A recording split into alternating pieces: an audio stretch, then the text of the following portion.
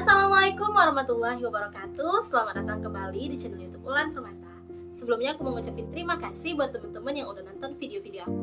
Pada video kali ini aku akan membahas mengenai video pembelajaran. Nah, pada video pembelajaran ini aku akan membahas tentang teks prosedur. Buat teman-teman yang penasaran, langsung aja kita tonton videonya.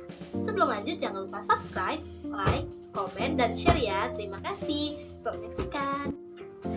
Nah, pada video pembelajaran kali ini kita akan bahas mengenai teks prosedur. Tentunya teman-teman udah gak asing nih sama istilah teks prosedur. Ya, waktu kita SMP dan SMA kita itu pernah belajar tentang teks prosedur. Nah, sekedar mengingatkan kembali apa itu teks prosedur. Teks prosedur merupakan sebuah teks yang berisikan langkah-langkah atau tahapan dalam menggunakan atau merangkai suatu benda. Nah, sama dengan teks-teks lainnya, teks prosedur ini juga punya struktur. Pada teks prosedur ini ada 4 struktur. Yang pertama yaitu tujuan. Pada tujuan ini berisikan tentang seperti pengenalan, kemudian apa tujuan dari teks prosedur ini dibuat. Misalnya kita ingin membuat teks prosedur cara merakit kipas, dan tentunya nanti di situ kita akan menjelaskan tujuannya apa, seperti untuk membantu dalam kita merakit kipas.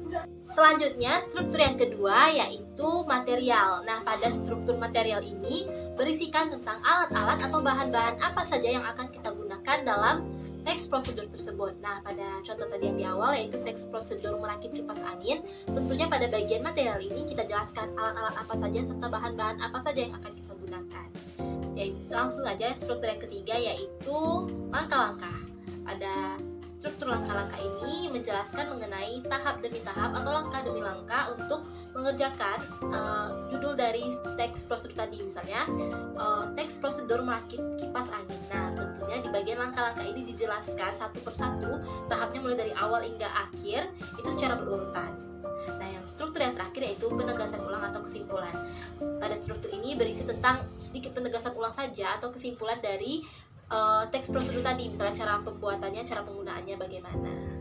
Nah, untuk ciri-ciri teks prosedur sendiri itu ada 7. Yang pertama yaitu menggunakan kalimat perintah. Nah, misalnya nih pada teks prosedur merakit kipas angin, kalau perintahnya itu misalnya bukalah sekrup bautnya, misalnya seperti itu. Yang kedua yaitu terdapat panduan yang harus dilakukan, sama seperti yang awal tadi. Menggunakan kalimat perintah, dia ada panduan-panduannya secara runtun dari awal hingga akhir. Nah, urutan ini tidak bisa diacak-acak karena itu akan berpengaruh dengan barang atau apa yang akan kita kerjakan di teks prosedur tersebut. Yang ketiga, menggunakan kata kerja aktif.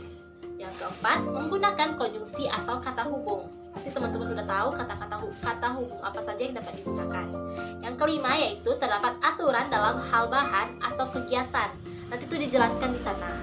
Ciri yang keenam yaitu menggunakan kata keterangan untuk menyatakan rincian waktu, tempat, dan cara. Dan ciri yang terakhir atau yang ketujuh yaitu terdapat isi kegiatan yang dilakukan secara urut. Pembahasan selanjutnya yaitu mengenai jenis-jenis dari teks prosedur. Di sini ada 3 jenis teks prosedur. Yang pertama, teks prosedur sederhana. Yang kedua, teks prosedur kompleks. Dan yang ketiga, teks prosedur protokol. Nah, kita bahas satu persatu dulu. Yang pertama, teks prosedur sederhana. Pada teks prosedur sederhana ini hanya berisi 2 atau 3 langkah saja. Contohnya itu teks prosedur untuk mengoperasikan setrika. Nah, yang kedua yaitu teks prosedur kompleks. Teks prosedur kompleks ini terdiri dari atas banyak langkah dan jenjang untuk tiap tahapannya. Contohnya itu misalnya teks prosedur pembayaran listrik atau pembayaran tilang di kantor polisi. Nah, yang terakhir yaitu teks prosedur protokol. Nah, pada teks prosedur protokol ini merupakan teks prosedur yang langkah-langkahnya bisa dibolak-balik. Nah, kalau yang tadi itu nggak bisa dibolak-balik, harus runtun dari awal hingga akhir berurutan. Pada teks prosedur protokol ini bisa dibolak-balik, tapi tujuannya tetap bisa tercapai. Contohnya itu cara memasak mie instan.